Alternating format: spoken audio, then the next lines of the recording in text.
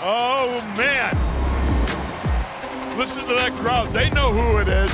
They know the name. The next generation, indeed. Next Gen. That's his nickname. Next Gen. What's up, Steelers fans? Pittsburgh notched their second victory in as many weeks this afternoon with a 30-23 victory on the road over the Seattle Seahawks. It's the first time since weeks 5 and 6 of 2020 that Pittsburgh has scored 30 points in consecutive games. Not just won games while scoring 30 points. They haven't scored 30 points in consecutive games in over 3 years, but they did it today. A bit of an inauspicious start for the offense, ending that opening drive in a 4th down 5 deep throw. Looking down the field, Mason was, when Mitch Trubisky made that decision and threw that ball a couple Thursday nights ago against New England, you tore him to shreds for it. I actually didn't hate this one as much as I hated the New England one because they talk about the Seattle defense, especially on 4th down, is that's a very penetrable defense. And it was very logical to assume that they would be selling out to stop the underneath stuff, which is the perfect time you want to try to take a shot over the top. But either way, it was another instance of turning up a makeable Chris Boswell field goal like they did against Indianapolis. It would have been about the same distance, and kicking off of turf, you don't have to make the allowances for quirky stuff to happen with a natural field surface. Chris Boswell has shown throughout his career that he's more than dependable, even from outside, maybe even especially from outside 50. And to have more faith in this Steelers offense right now, and I understand that they're coming off a hot performance and they had another corker of a game today, but to trust them more than you trust Chris Boswell, who, you know, if he didn't play in the same conference as Justin Tucker, he would be a perennial Pro Bowler. Jumping forward to the Steelers' next offensive drive, the Deontay Johnson fumble. I saw it in real time. I thought that he was out of bounds when he touched that, and it would be the same rule as if you're, covering a punt and you step into the end zone. You can't then touch the ball and knock it back to your teammates. So if that had been a defensive player, he would stepped out of bounds and then tried to bat the ball back in for one of his dudes to recover it. That's why that has to be a dead ball there.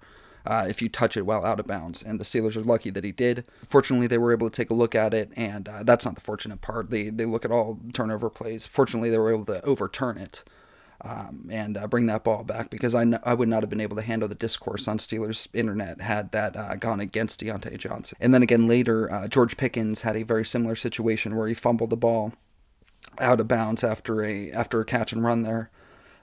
If he had not done that, I think, even though the play didn't go against the Steelers, had George Pickens not fumbled that ball and committed the same offense that Deontay had, I think fans would have had a little bit more to say about the Deontay situation. Even though it didn't hurt the team, I think they are still looking for any reason they can find to run Deontay out of town.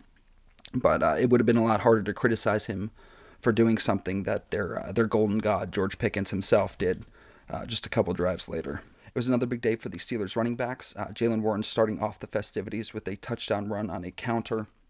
When they showed that replay, there was Broderick Jones all alone on the right side of the line, and then 3 tight ends stacked up on the left. And it looks like they're running left at that point, but they started out left and then cut it back to the right. That's what a counter run is. A savvy defender will key on the blockers. He'll read the protection and go where he thinks the ball... A savvy defender will read the protection, and he'll put himself where he thinks the ball is coming based on how the protection is setting up to block it up there. What the Seattle did there is they keyed on the runner. They saw Jaylen start out to the left. They went left, and then when they cut it back, suddenly Jaylen has the leverage he needs to get it into the end zone there. And for good measure, he threw the deuces up to the guy tailing him, trying to chase him down there. And he's probably going to see a fine for that, similar to what George got last week for pointing at the guy. He high-stepped over on his way into the end zone. Warren had a highlight run on each of the Steelers' first 3 drives tonight. The first drive, he moved the chains on a first down run. Second drive, obviously the touchdown. And then on the third drive, he had one of those Najee runs where he just refuses to go down. Najee Harris, not to be outdone, had a couple of those runs of his own, the second of which ended in the end zone. You saw it on the broadcast. This was only Najee's 5th game with 100-plus rushing yards. He finished with 125, I think. This is not one of the games where the Steelers' offensive line, and they haven't had many of these lately, but did a bunch of favors for the guys carrying the ball. There weren't a lot of big holes. There was a lot of hit in the backfield situations. A lot of the yardage was after contact. So that just, increases the level of respect we should have for the performance those guys were able to put out with not much help. in front of them there. Eric Rowe, on first watch, seemed to have another impressive game, called into action on short notice. Stepped up last week with an interception, almost had another one today. Another inch or two would have been the difference there. He was caught between steps in his back pedal, so he was unable to elevate for that ball from his underneath zone position. Missed opportunities like that. I mean, that's the other edge of the sword for an opportunistic defense like the Steelers have. You saw it yesterday with Penn State in their bowl game.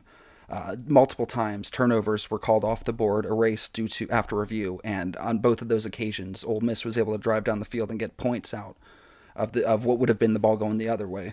Today in Seattle, you saw TJ trying to come around the edge. He went through two guys and just slipped coming around the edge. What would have been a sack ended up into a deep ball to DK Metcalf. And obviously, they ended up getting that ball into the end zone. On Seattle's second touchdown, you saw Joey Porter Jr., a little slow to get up, was taken off the field for a couple plays.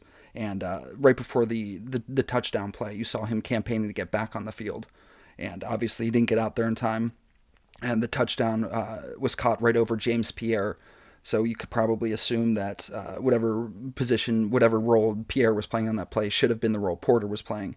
And, he's got those long arms. He's a tall guy. He probably could have insinuated himself into that pass a little better than Pierre could have. There was definitely an air of chippiness out there in Seattle today. Broderick Jones was one of the main contributors to that.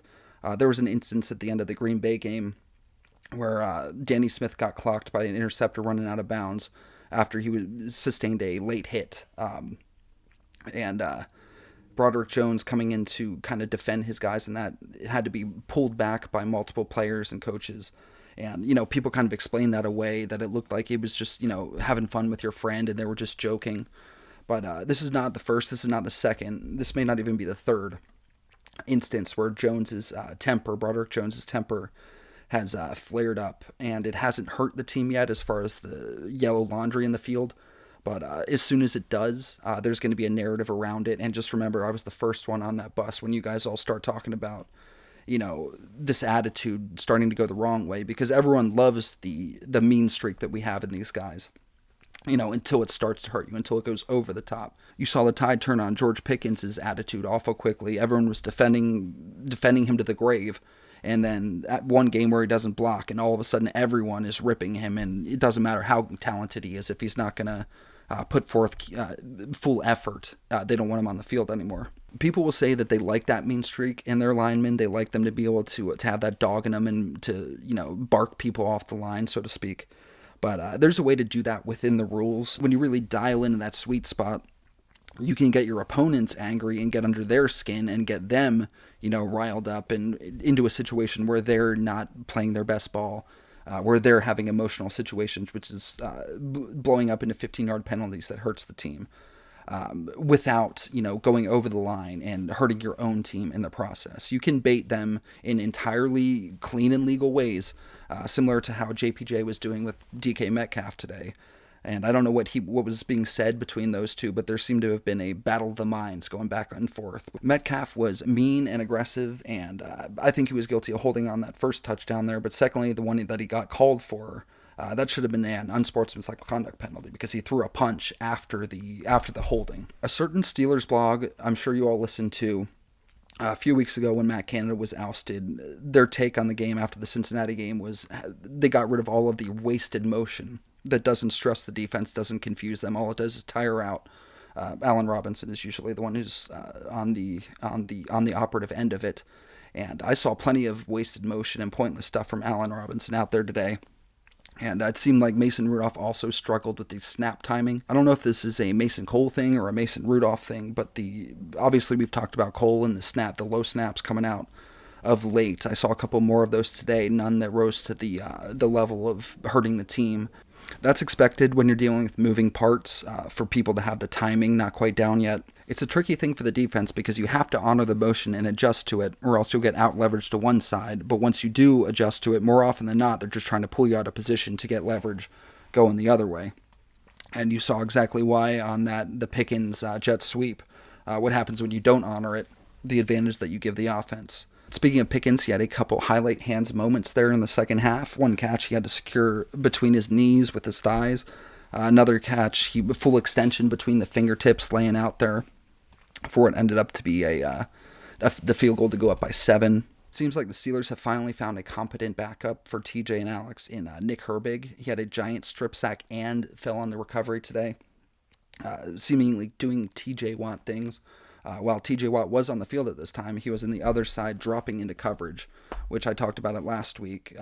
The Seahawks had their starting right tackle hurt and was out of the game. One might think when a team exposes a weakness like that, you might attack it over and over and over and over and over with the best edge rusher on the planet. But what the Steelers instead decided to do is, drop the best edge rusher on the planet into coverage instead of having him rush off the edge against a backup right tackle, which is certainly a choice.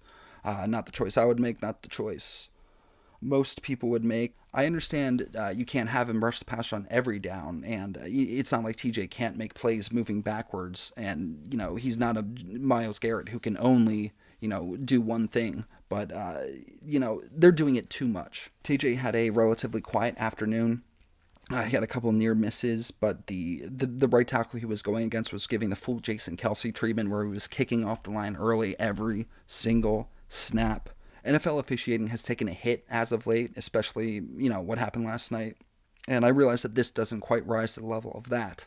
But, it all goes into a bigger thing of lack of confidence in the on-field product. And all that got, blown into much more significance when you invite gambling and all the big money that's flying around professional sports now, especially in the game of football. I realize you can't throw a flag on every snap because it ruins the viewing product, but when they're showing it to be habitual, when he's telling you, I'm going to keep doing this every single snap until you tell me I can't do it anymore, the flag has to come out there, and it doesn't have to rise to the level of being flagrant or blatant or obvious. If you see him doing it every time, even if it's just a little bit of an advantage, you have to let him know, you can't take that inch and expect a mile every single play. We're gonna ding you for it eventually. And, he's gonna get better real quick, and if he starts to slip up again, starts to slip back into that, getting that quick start, let him know again. Looking at the box score, only 4 Steelers caught passes today. Pickens caught 7 of his 9 targets.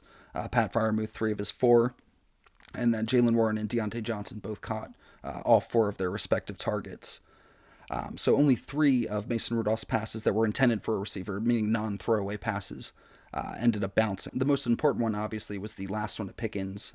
In a situation where everyone in the stadium and all the ships at sea were expecting run, they go over the top and roll the dice there. And whatever the opposite of crapped out is what happened to the Steelers there. Took a risk and it paid off. 2 of 3 on 4th down the Steelers were today. Obviously, the non-conversion there was the deep pass. The other 2 conversions being QB sneaks, one of which came after a failed 3rd and 1 stuff, but they still had the confidence to go out there. You're not going to stop us twice in a row. So the offense seems to have their confidence back. They seem to be playing loose and happy right now. Let's just hope that the Nick Herbig strip sack and fumble recovery carries that out over to the defense, and they can kind of get their feet back under them, because when you're paying your defense as much as the Steelers are, you expect a little bit more from that side of the ball.